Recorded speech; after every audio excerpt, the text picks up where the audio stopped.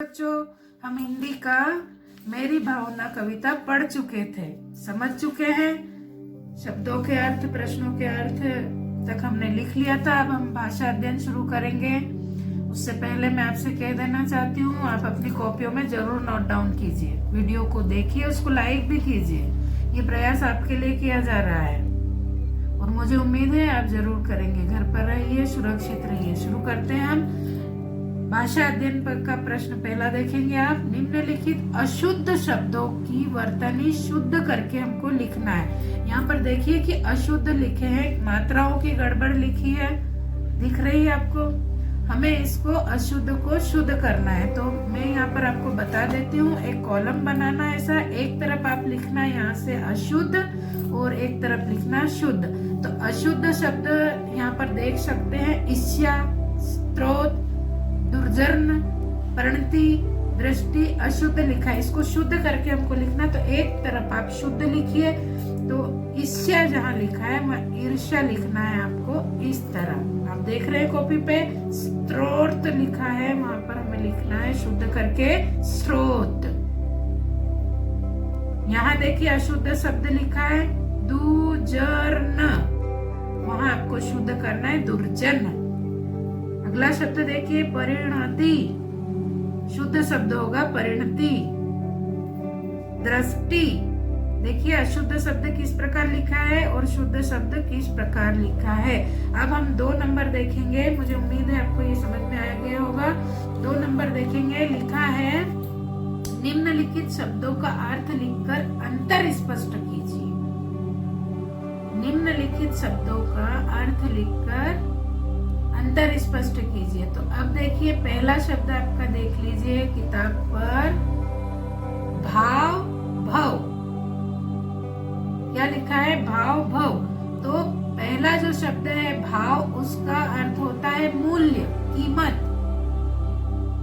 हम पूछते हैं ना कि क्या भाव है भैया या क्या कीमत है, वह शब्द है भाव। भव संसार, इसका अर्थ होगा संसार। तो अब हम अंतर अर्थ जान चुके हैं। भाव का अर्थ होता है किसी वस्तु का मूल्य, जबकि भव का अर्थ होता है संसार। समझ गए? अब आप लिख लेंगे, मुझे उम्मीद है आप जरूर लिख लेंगे। अगला शब्द देखिए, रात और रत। अगला शब्द है रात और रत। तो देखिए रात का अर्थ होता है रात्रि, निशा। रात का अर्थ है रात्रि और रत का यहाँ अर्थ है लगा हुआ। अब हम अंतर बता देते हैं इसमें। रात का प्रयोग रात्रि के समय के लिए किया जाता है, जबकि रत शब्द का अर्थ होता है किसी कार्य में लगा हुआ। मान लीजिए कोई भी किसी कार्य में लगा हुआ है तो उसका मतलब है रत। समझ गए आप? अब अगला शब्द है आपका बैर और बेर। बैर और बेर, एक ब में आई की मात्रा लगी है और एक ब में ए की मात्रा लगी है। देखिए बोलने में ज्यादा डिफरेंस नहीं आ रहा, लेकिन फिर भी शब्दों को देख लीजिए आप, इसलिए भाषा को शुद्ध रखिए हमेशा। एक बेर का मतलब है बैर, द्वेष रखना किसी से। बोलते हैं ना कभी कभी कि बैर पालता है वो, बैरी दुश्मन, माने द्वेष पालने वाला दुश्मन। तो बैर का मतलब है बैर, और एक बैर का मतलब है फल, हम उसको बोर भी बोलते हैं। समझ में आ रहा है आपको? तो अब हम इनमें अंतर देखते हैं कि बैर शब्द का प्रयोग दुश्मन अथवा द्वेष पालने वाले व्यक्ति के लिए किया जाता है। बैर शब्द का इस्तेमाल दुश्मनी अथवा द्वेष पालने के लिए किया जाता है, बैरी दुश्मन भी कहा जाता है, ठीक है। और यहाँ जो बैर शब्द आया है इसका इस्तेमाल फल के लिए किया जाता है, जो कि हम खाते हैं, बेर, बेरी का फल, ठीक है। बोर भी बोलते हैं आप। हम अगला देखते हैं, ग्रह और ग्रह। अगले शब्द आए हैं ग्रह और ग्रह। अब देखिए एक में मात्रा इधर से लगी है, ये देखिए, और एक में मात्रा इधर से लगी। बोलने में क्या आ रहा है? ग्रह ग्रह, लेकिन दोनों के अलग अर्थ हैं। समझाऊं मैं तुम्हें? एक ग्रह होता है निवास का स्थान, घर, ग्रह माने घर, और एक ग्रह का मतलब क्या है? विशाल आकाशीय पिंड, ग्रह भी बोलते हैं। और ग्रह को और अपनी भाषा में आपको समझाऊं, बोलते हैं कि ग्रह दशा खराब चल रही है।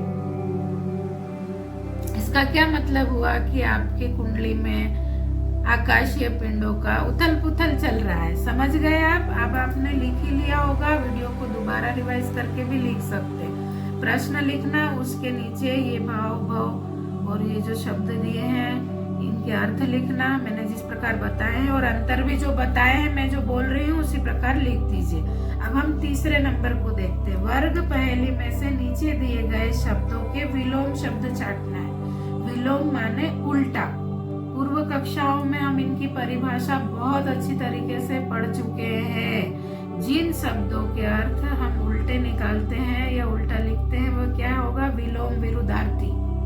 दिन का रात, रात का दिन, उठने का बैठना। आप समझ गए? हम बहुत अच्छी तरीके से इन सबको जानते हैं। अब हमें यहाँ शब्द दिए उपकार, कुमार्ग, कृतघ्न, जीवन, अन्याय, दुख, यह शब्द दिए हैं। इन्हीं शब्दों को हमें यहाँ वर्ग पहेली से छांटना है और एक तरफ लिखना है। जैसे ये शब्द है तो आप इसको अपनी कॉपी में इस प्रकार लिख ले, जैसे मैं यहाँ बता देती हूँ आपको। देखिए ये लिखा है उपकार, ठीक है। यहाँ लिखा हमने कुमार्ग, ठीक है। यहाँ लिखा हमने कृतघ्न, यहाँ लिखा हमने जीवन, यहाँ लिखा हमने अन्याय, और ये है दुख। अब इनके आगे आपको क्या करना है? विलोम शब्द छाट के लिखना है, बस। तो उपकार का विलोम क्या होगा? अपकार। ये तीसरे प्रश्न का उत्तर में आएगा, ठीक है। और कुमार्ग क्या क्या आएगा? सुमार्ग। कृतघ्न, कृतघ्न का क्या आएगा? कृतज्ञ।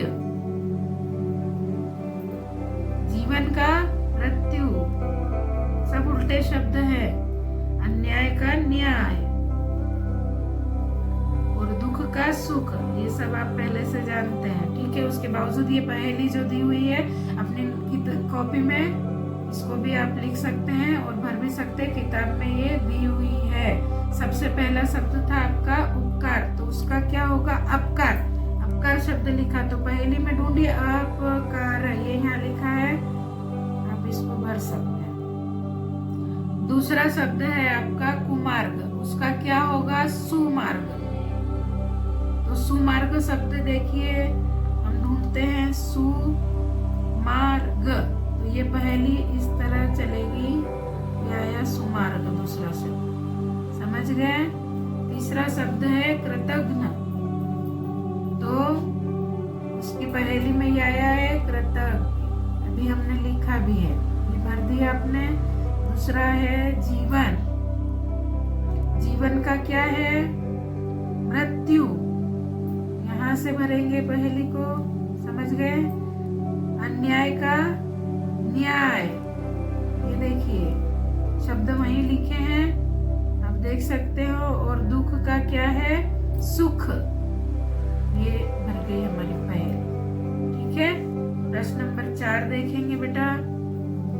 प्रश्न नंबर 4 में दिया है, नीचे लिखे शब्दों को ध्यान से पढ़िए और जिन वर्णों की आवर्ती हुई है उसे लिखिए, जैसे सरल, सत्य। आवर्ती वाले शब्द आपको लिखना है, तो उत्तर में आपने बना लेंगे या मैं आपको बनाऊं? जैसे सरल सत्य में स आ रहा है, 2 बार आवर्ती हुई है, लेकिन शब्द क्या आ रहा है? स। अब क्रूर और कुमार्ग में शब्द आ रहा है क। गुण और ग्रहण में शब्द आवर्ती क्या हो रहा है? ग, ठीक है। दीन और दुखी शब्द आवर्ती में क्या हो रहा है? कौन सा शब्द आया? द। और रथ और रहा में र, ये आपका पूर्ण हो चुका है, ठीक है। मुझे उम्मीद है आप इसे पूर्ण कर लेंगे। उसी प्रकार देखिए, ध्यान दीजिए, इस प्रकार की आवर्ती से कविता में सौंदर्य उत्पन्न होता है। कविता में सौंदर्य उत्पन्न करने वाले तत्वों को ही अलंकार कहते हैं। लिख लेना। इस प्रकार की आवृत्ति से कविता में सौंदर्य उत्पन्न होता है। कविता में सौंदर्य उत्पन्न करने वाले तत्वों को ही अलंकार कहते हैं। अब अनुप्रास क्या है, अब ये देख ले, कविता में एक या एक से अधिक वर्णों की जो आवृत्ति जहाँ बार बार होती है ना, वहाँ अनुप्रास अलंकार होता है। कविता में एक या एक से अधिक वर्णों की आवृत्ति जहाँ बार बार होती है, वहाँ अनुप्रास अलंकार होता है। अब इस कविता में अनुप्रास अलंकार वाली पंक्तियां छाट कर लिखिए। तो अब मैं आपको बता देती हूँ। तो पंक्ति आप इस प्रकार छाट सकते हैं बेटा। दीन दुखी जीवों पर मेरे उर्से करुणा स्रोत बहे। यहाँ आवर्ती वाले शब्द आ रहे हैं, आप इसमें लिख सकते हैं पंक्ति अनुप्रास की छाट कर। ठीक है, अब योग्यता विस्तार पर चलते हैं। सत्य और परोपकार भावना से संबंधित और कोई कहानी याद कर कक्षा में सुनाइए। आप सत्य और परोपकार की भावना से संबंधित कोई कहानी याद कीजिए और जब भी कक्षा में बाल सभा हो आप जरूर सुनाइए। अब अगला देखते हैं, ये आपके करने योग्य कार्य है जो मैं बता रही हूँ। कविता में आए नैतिक मूल्यों के बारे में चर्चा भी कीजिए। अभी हमने कविता पढ़ी, इसमें नैतिक मूल्यों की बहुत सारी बातें आई हैं। आप भी अपने भाई बहनों माता पिता के साथ चर्चा कर सकते, मित्रों के साथ चर्चा कर सकते हैं और नोट डाउन भी कर सकते हैं। अगला देखिए, जीवन में प्रेरणा देने वाली अन्य कविताएं भी सुनाइए। बहुत सारी कविताएं आप पूर्व कक्षा में पढ़ चुके हैं, वापस से उन्हें रिपीट भी कर सकते हैं आप और दोहरा भी सकते हैं। उन कविताओं को एकत्रित कीजिए, अपनी कॉपी में फिर से लिखिए और कक्षा में सुनाने का अवसर मिले तो आप जरूर सुनाइए। मुझे उम्मीद है यहाँ तक आपको अच्छे से समझ में आ गया होगा। आपने कॉपी बनाना भी शुरू कर दी होगी। आप लिखिए, पुनः रिवीजन कीजिए, पाठ को दोहराइए, आपको बहुत अच्छा लगेगा और आप कर सकते हैं, मुझे पूरी उम्मीद है। घर पे रहिए, सुरक्षित रहिए। जय हिंद, जय भारत।